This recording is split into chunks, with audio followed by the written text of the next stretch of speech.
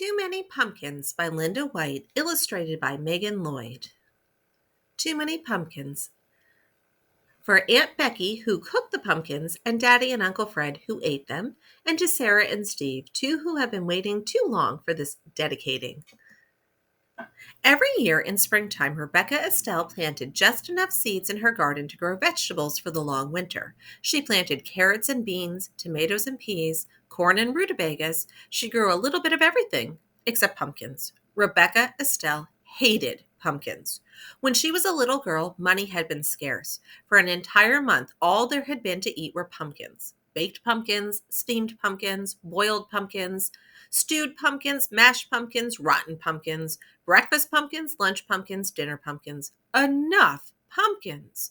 When things finally improved and there was more money to buy food, Rebecca Estelle decided she would never eat pumpkins again, or even look at one, not ever.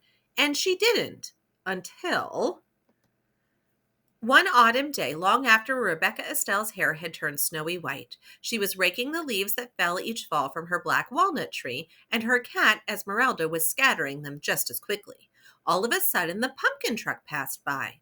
Oh, she heard it coming, and she knew what it was. It rumbled by at harvest time every year. She turned her back and concentrated on picking up the last fallen leaf.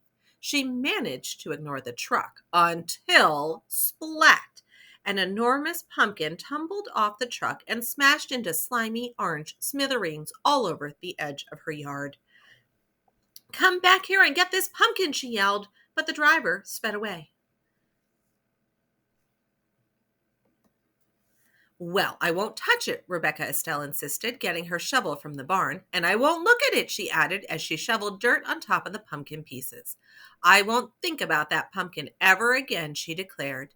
And she didn't until spring. When Rebecca Estelle was admiring the new sprouts in her garden, she noticed Esmeralda playing in some big green leaves growing at the edge of the yard. "How curious," she said, going over to inspect them. "I didn't plant anything there." Then Rebecca Estelle remembered the pumpkin truck and the slimy pumpkin smithereens. "Pumpkins!" she cried in disgust. "Come out of there, Esmeralda. I will not water those plants. I will not tend them. I will ignore them and they will die." She picked up Esmeralda and stomped inside. But a week later, when Rebecca Estelle peered out her window, she saw that the vines had grown. She tramped to the barn, got her gardening tools, and went to work on the pumpkin vines. She cut and dug until not one was left growing. "There, now there will be no pumpkins." She smiled and went back inside. But the next week, when she was weeding the garden, she noticed that the pumpkin vines had grown back. Rebecca Estelle marched inside and snapped the curtain shut. "The only thing to do is ignore them. They won't grow if I don't take care of them," she muttered. So rain or shine, all spring and summer, she never looked out the front window. She used only the back door and never even glanced toward the vines. Neither did Esmeralda. Rebecca Estelle ignored the vines so well that in time she forgot why she wasn't using the front door. Until one autumn day when she and Esmeralda went to rake the leaves that fell each fall from the black walnut tree in front of the house. "Pumpkins!" Rebecca Estelle shrieked. Pumpkin vines had twined under the bushes, over the bird bath, through the porch rails, and onto the rocking chair. The entire yard was a sea of plump, round pumpkins. Rebecca Estelle could no longer ignore them. She plopped down on the pumpkin nearest her, putting her hands over her face. "Whatever will I do, Esmeralda?" she cried. "How will I get rid of this many pumpkins?" She thought and she thought. Her mind went back to all the pumpkins she had eaten as a young girl, when pumpkins were the only food her family had. "Well, we can't let them stay here," she told Esmeralda. "Some people might need these pumpkins, and I suppose there are folks crazy enough to like them.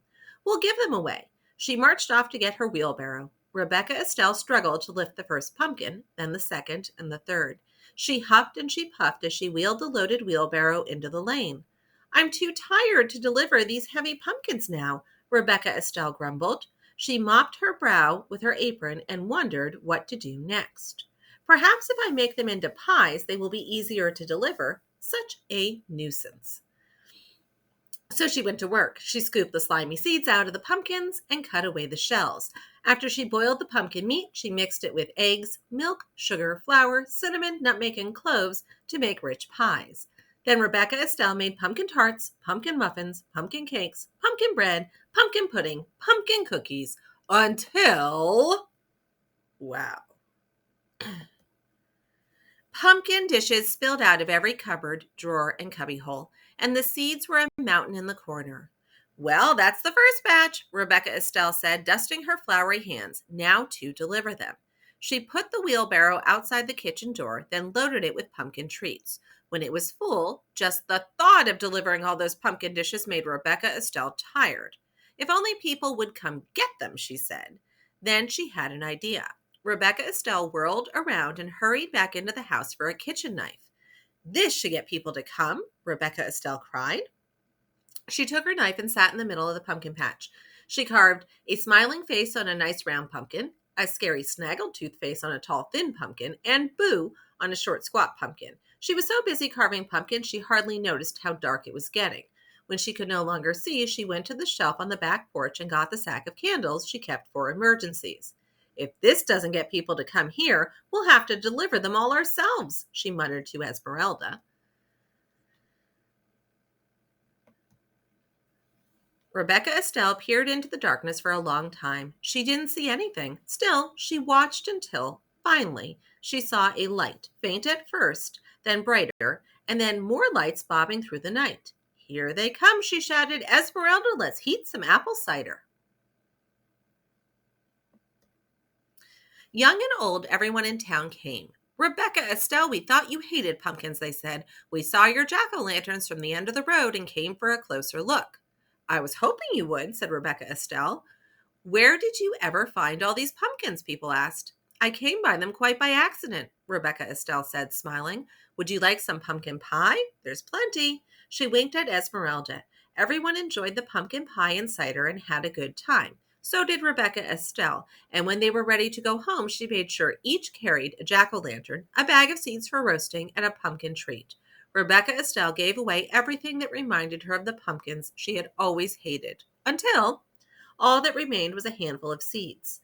Those she tucked snugly into her pocket, where they would be safe until planting time next spring. Thank you for listening to Too Many Pumpkins by Linda White.